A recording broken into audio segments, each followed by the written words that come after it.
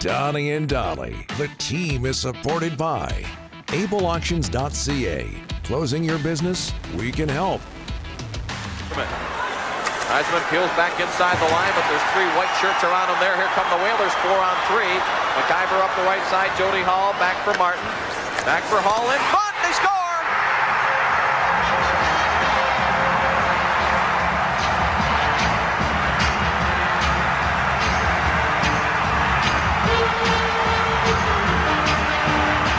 Ferraro was on the end of the last pass. A 4-on-3 this should not happen.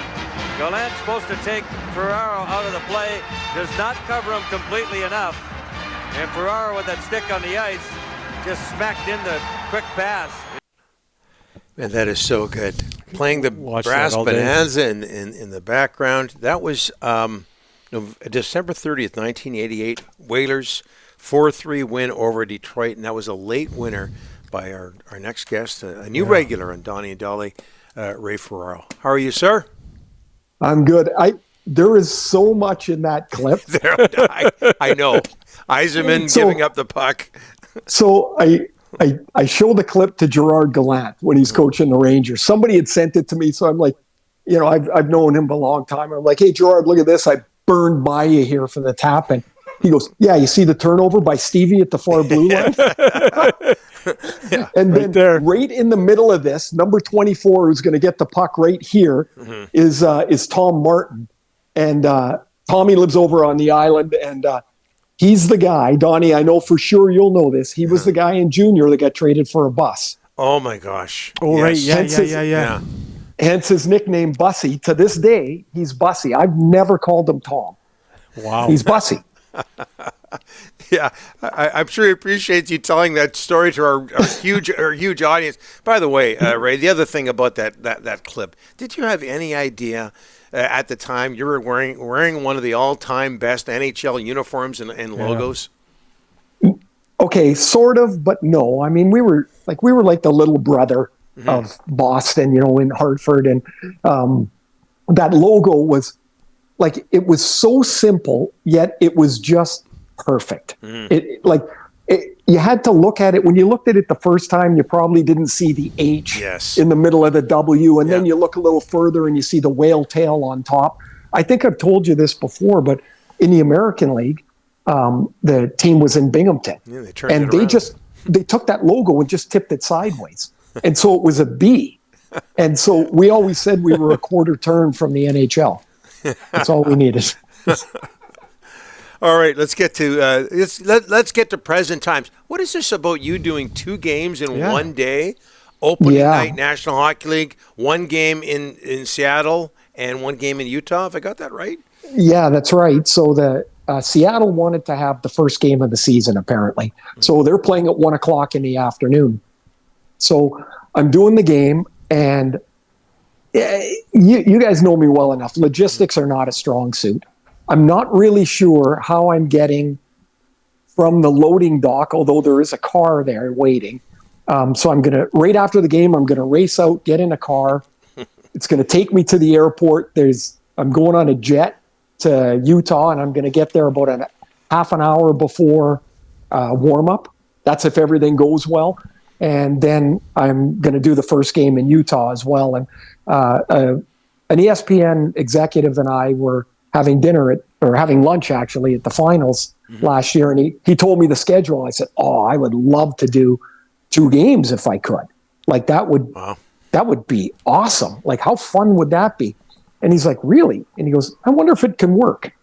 And so, it's just the logistics. And then the crazy part of that first day is, so I'll do the game in Seattle, go to Utah, do the game in Utah, go back to the hotel, sleep, go back to the airport, fly back to Vancouver. I get here at 11 o'clock, and then I do the Canucks opener against Calgary. So in the space of, I don't know, what's that, like 36 hours, I'll do 3 openers, and that's super fun. I mean, there's a lot of grind to the season, but to start out like that is pretty awesome. Ray, before I ask you a Canucks question, can you tell us how many Vancouver games you're doing this year? 11 till Christmas, and then probably a few, at least that many after. and it just works on scheduling and my travel. Like there's some days I'm available, but the guys are already on a road trip, so I'm not doing those games. Dave's doing them. And so, 11 till Christmas. And then after the new year, nobody's schedule's out till after that. Okay. This Canucks team is a whole lot different. The core is the same. Lots of additions, Ray, on July 1st. Lots of deletions. After all these changes, what do you like about the changes and some of the guys that left that might hurt a little bit? Well, I think, Rick, the part that you would look at that would hurt is that so much of it just fit. Yeah. Maybe there's no real reason it did, but it just did. Remember what the team was like when Lindholm first came, and then when he wasn't very good with that wrist problem, and then the difference it made when he came back. Like, he's a good player, and they missed him, and it fit in the way that their team was built. Zadorov played his best hockey of his career for about 8 weeks, right at the end of the season.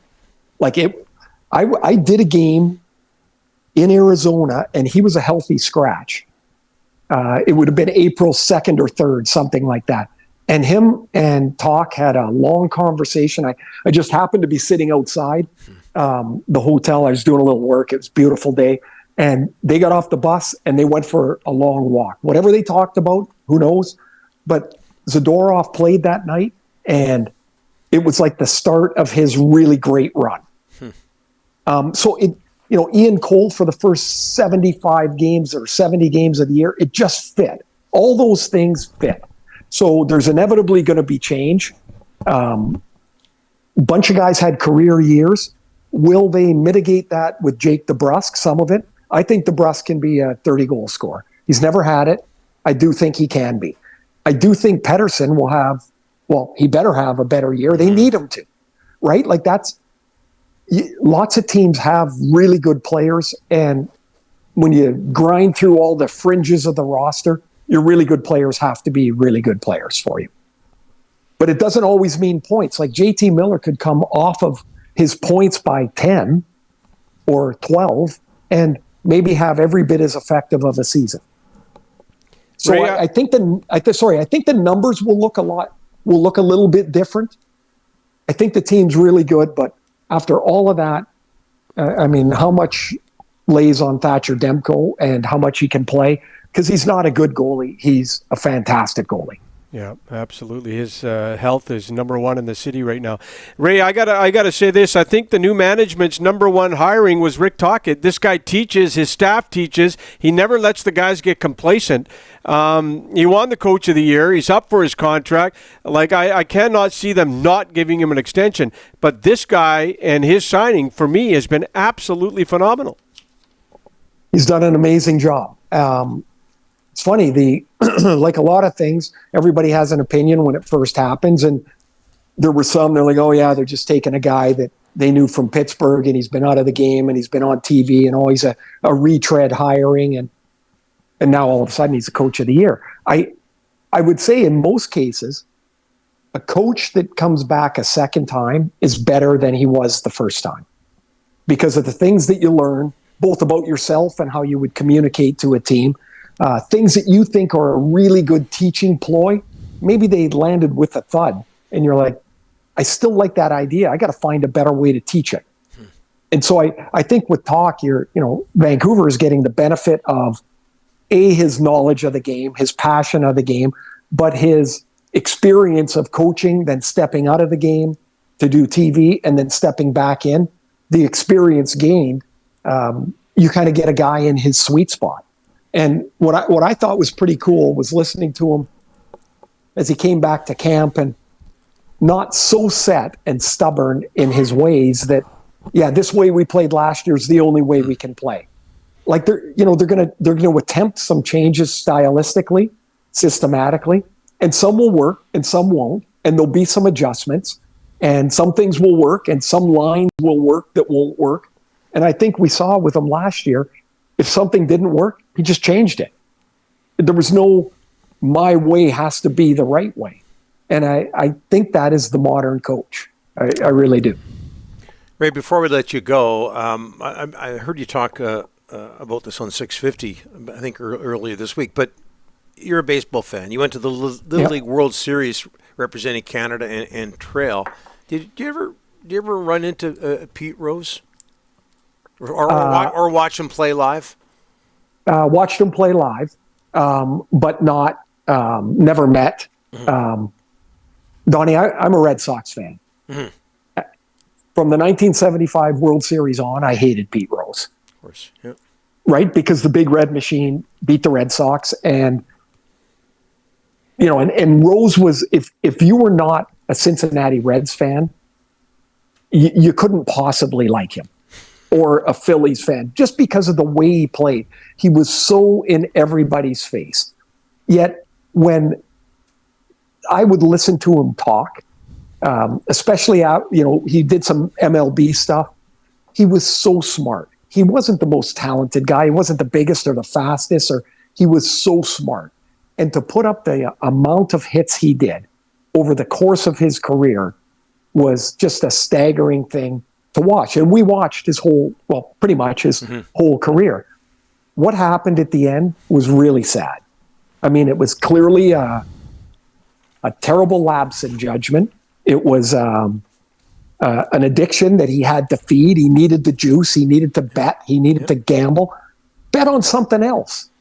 You're fine. There's nothing in the rules that say you can't bet on basketball or football or hockey. But it was just so sad that it's almost a number one rule wherever you go about don't bet on your sport. And he did it. And the punishment was severe. Now, I did read something that he got a lifetime ban. Mm-hmm. And since he's passed, he's served the ban.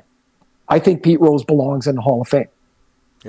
Yeah. Agreed. We could go on and on. We'll talk to you next Thursday, and good luck with Tuesday and the doubleheader. Which I guess if you throw the Canuck game in there, it's a tripleheader, Ray. Yeah. The simplest part for me is I just follow whoever's in front of me, and they'll lead me to, and they'll say, sit here, walk here, do this. The most difficult thing is going to be the first game is St. Louis, Seattle. Yeah. I got to make sure I don't walk out to the bench with my Chicago, Utah notes. That could happen. It could happen. Be honest with you. Yeah. Get somebody to help you with that. Thanks, Ray. They will. Good to have you on board. Great to see you guys. All the best. And hey, Dolly, I know it's Thursdays, but you know what I'm asking for. Hawaiian shirt. A month. No. Once a month. Okay, so you want me to flip one Hawaiian shirt Thursday for Friday? Yes, once a month. Once a month. Done deal. Gotta be. Done deal. Gotta Done be. deal. Okay, Done guys. deal. Thanks, Ray. Talk to you later. Okay, bye. Appreciate it. So there you go. Ray's joining us every Thursday, and he told us about his Canucks schedule. 11 games for sure before Christmas, then 11 or more after Christmas. Yep.